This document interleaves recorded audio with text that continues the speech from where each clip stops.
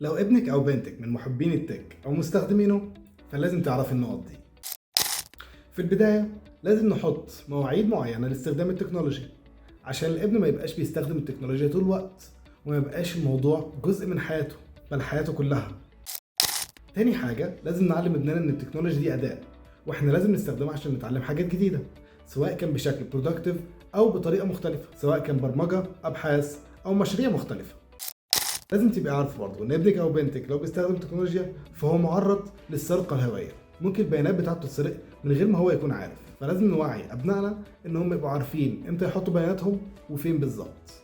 او ممكن ان احنا نتدخل في الموضوع عن طريق ان احنا نستخدم التكنولوجيا مع اولادنا، زي مثلا ان احنا نتفرج على فيديوهات مفيده او نلعب العاب مفيده، وفي نفس الوقت ان احنا ممكن نستخدم التكنولوجيا ان هي تعلمنا حاجات مختلفه. لازم نبقى عارفين ان مع وجود التكنولوجيا في حياه الاطفال بشكل مستمر الكرياتيفيتي بتاعتهم بتزيد في حاجات مختلفة كتير، فلازم نستغل النقطة دي في حاجات مفيدة ليهم في حياتهم. وقولوا لنا في الكومنتات لو ابنك أو بنتك مهتمين بالتكنولوجيا ولا لأ.